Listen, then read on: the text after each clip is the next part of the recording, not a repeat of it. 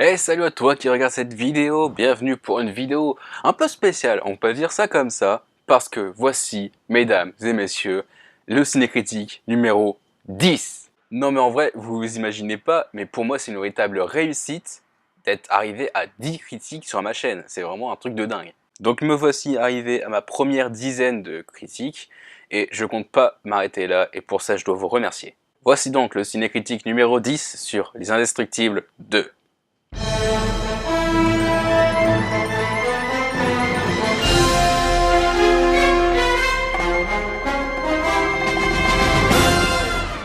J'ai dû attendre 14 longues années avant de pouvoir voir la suite d'un de mes films d'animation préférés, à savoir Les Indestructibles.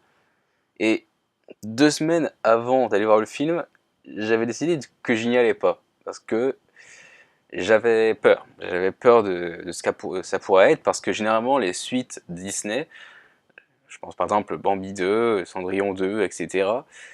Généralement c'est beaucoup moins bien que les premiers films.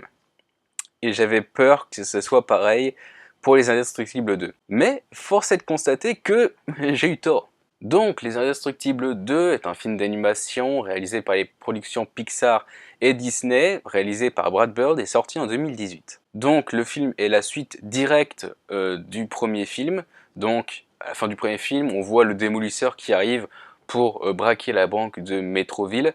Et là c'est exactement ça, ça commence exactement pareil. Il y a le démolisseur qui vient, et puis on a les Indestructibles avec Frozone qui tentent d'arrêter le démolisseur et qui tentent d'arrêter sa machine pour pas qu'elle détruise la ville. Malheureusement, les gens sont devenus contre les super-héros parce qu'ils détruisent tout, etc.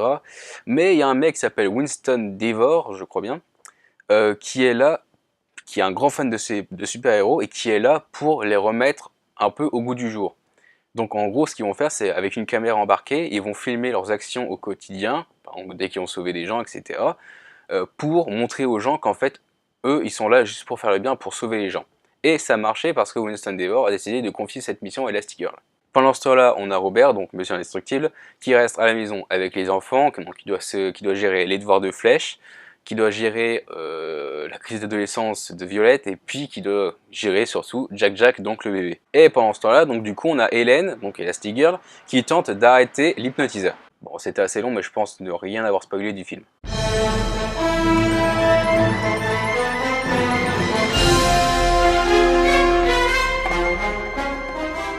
En ce qui concerne le scénario du film, euh, j'étais assez surpris, parce que comme j'ai dit tout à l'heure, je ne voulais pas le voir, j'avais peur de ce qu'il pourrait y avoir dans le film, j'avais peur euh, de voir que ça soit une suite de merde.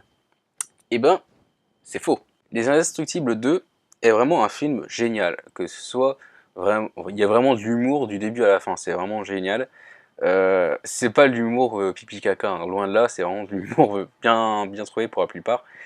Donc j'étais vraiment très content sur l'humour. Au niveau des actions, c'est vraiment un truc de dingue aussi. Euh, C'était vraiment un des meilleurs films d'animation que j'ai pu voir au cinéma ces dernières années. Après, petite polémique autour du film, c'est que on avait parlé un petit peu avec mes parents avant que j'aille voir le film, et j'ai vu aussi un peu aussi sur Facebook, etc. Qu'il y en a qui pensaient que Les Indestructibles 2 était un truc purement féministe parce que c'était la Elastigirl qui prenait la vedette. Alors que moi, je pense que non. Déjà parce que quand on y repense dans Les Indestructibles 1, c'était surtout Monsieur Indestructible et puis la famille qui venait derrière. Et là, c'est l'inverse. C'est Elastigirl et la famille qui vient derrière. Et donc du coup, je pense que ça fait vraiment bien parce que ça se voit que c'est une famille. On a le père et puis la famille qui vient sauver, puis après on a la mère et puis la famille qui vient sauver. Moi je trouve que ça fait une égalité parfaite. Donc les problèmes de féminisme, etc., je trouve que c'était un peu trop forcé. Papillon de merde. Ah, je me fais attaquer par un papillon. Donc ouais non, les histoires de féminisme, etc., je trouve ça un peu trop forcé. Je vois pas en quoi il y a du féminisme. Non, franchement, je vois pas du tout. Excusez-moi. Donc pour le scénario, sinon à part ça, c'était vraiment un truc de dingue. C'était vraiment un Disney classique, on va dire, un peu comme les Indestructibles 1, où on a comment dire, quelqu'un qu'on croit être une amie alors qu'en fait c'est un méchant, etc. Donc non, euh, sur ce point-là, je mettrais pas une note basse parce que non, sinon dans l'ensemble c'était bien. Donc je mettrais un 3 sur 5.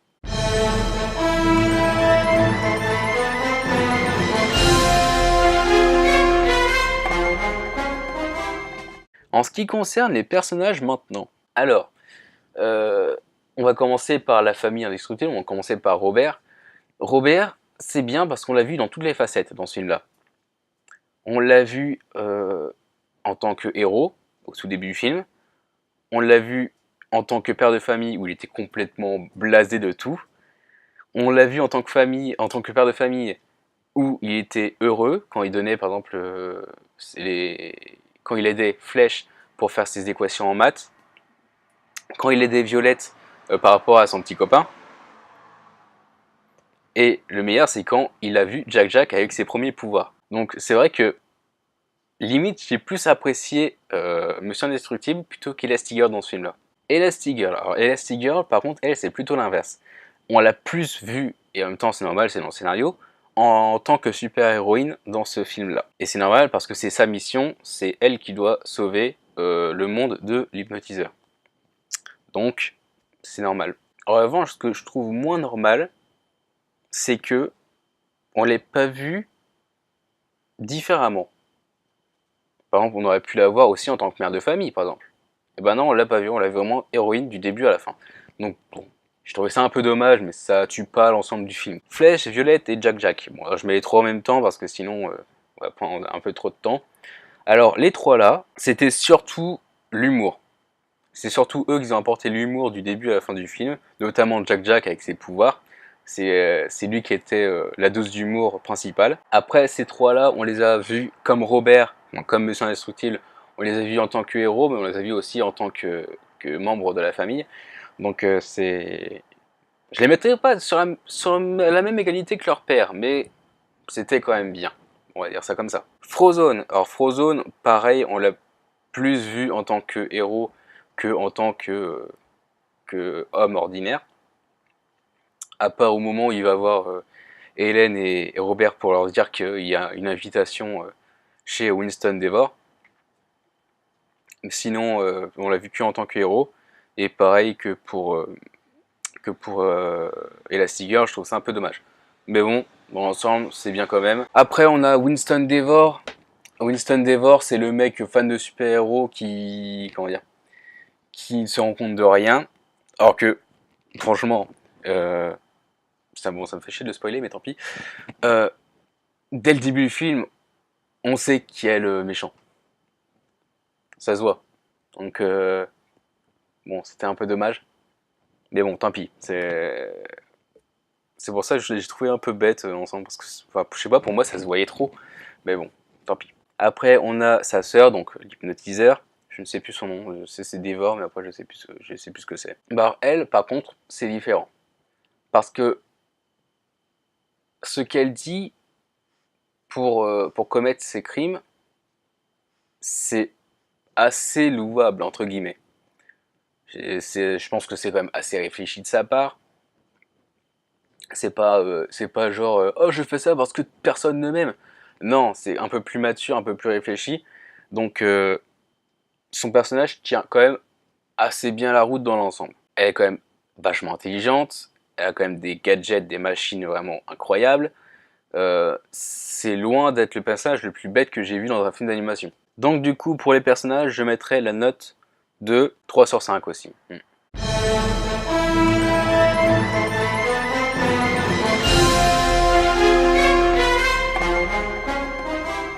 En ce qui concerne maintenant les qualités visuelles et sonores, alors là, c'était un peu plus mitigé. Au niveau des qualités sonores, je pense qu'il y a vraiment peut-être une seule chose qui est bien dans ce film-là, c'était que c'est le générique de début. Générique de début, quand tu vois la musique qui apparaît, oh mon dieu, mais j'avais oublié que c'était aussi bien, quoi. Quand t'arrives, tu t'assois, t'as le tout début du film, bon, voilà. Puis d'un coup, t'as le générique qui arrive, oh mes oreilles, ça fait tellement du bien. Pour moi, c'est vraiment une des musiques de films d'animation que je préfère au monde. Et d'ailleurs, c'est peut-être pour ça que je l'ai mis quasiment tout le temps dans cette ciné-critique-là. Après, au niveau des qualités visuelles, j'ai trouvé ça beau et quand même assez intelligent de leur part. Parce que Les Indestructibles 1 date de 2004, donc c'est quand même relativement ancien. Les Indestructibles 2 en 2018, donc on a quand même 14 ans d'écart, mais les dessins restent les mêmes. Pour moi, c'est les mêmes. Après, je ne sais pas si ça a changé, je n'ai pas remarqué comme ça à l'œil nu, mais pour moi, ça reste relativement les mêmes. Donc ça, j'ai trouvé ça intelligent. Ils auraient pu carrément changer les dessins, faire d'autres styles de dessin, etc. Non, ils n'ont pas changé les dessins et je trouve ça bien. Après, au niveau des scènes d'action, c'était lisible, c'était beau, c'était calme. On n'a pas eu de grosses perturbations au niveau des dessins, c'était vraiment beau. Donc rien à dire sur ça. Et s'il y a une scène que je dois qualifier de plus belle dans le film, c'est quand Elastigirl combat le faux hypnotiseur. Dans la scène et tout, avec toutes les lumières et tout pour hypnotiser Elastigirl, c'était magnifique. Limite, ça faisait mal aux yeux, mais j'ai trouvé ça tellement magnifique que ça me dérangeait pas. Et franchement, j'ai jamais été habitué à des scènes comme ça chez Disney. Et quand j'ai vu ça, sur le coup, wow, mais c'est magnifique. Et c'est franchement une des plus belles scènes du film. En termes d'image, bien sûr, pas en termes de scénario, mais en termes d'image, c'est sûrement une des plus belles scènes. Donc pour les qualités visuelles et sonores, je pense que je mettrais quand même 3 sur 5 aussi.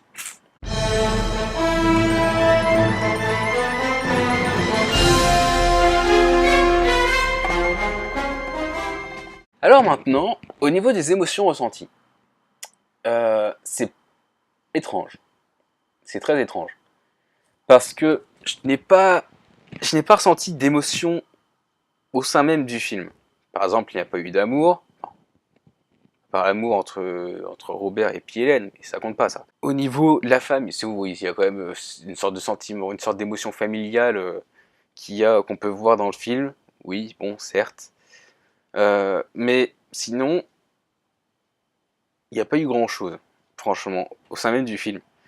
Mais je pense que la plus grosse émotion que j'ai ressentie, c'est de me dire qu'il y a un de mes films d'animation préférés qui était sorti en 2004, qui revient 14 ans après, et qui, pour moi, le dépasse, clairement. Enfin bref, les Indestructibles 1, j'ai aimé.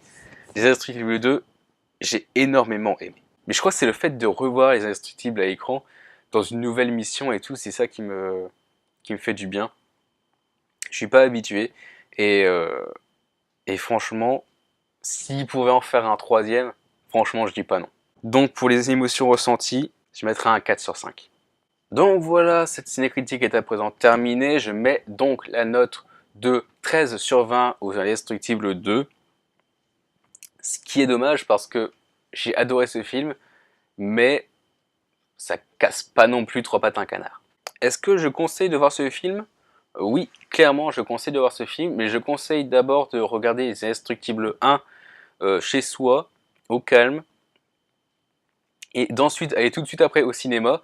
Et comme ça, vous pouvez faire la suite directe. Vous pouvez faire le 1 et le 2. Ça fait une suite directe. C'est magnifique. Et puis, comment dire Et puis comme ça, vous pouvez voir un peu les petites différences entre les dessins. Personnellement, j'ai pas vu de différence entre les dessins. Après, peut-être que j'ai mal vu. Mais moi, personnellement, j'ai l'impression que c'est le même dessin. Cette vidéo est à présent terminée. N'hésitez pas à liker, à partager, à commenter et à vous abonner. N'hésitez pas non plus à me rejoindre sur les réseaux sociaux, c'est fait pour ça, Facebook, Twitter, Instagram, Snapchat, voilà. Et maintenant on se retrouve pour une nouvelle vidéo. Tchuss!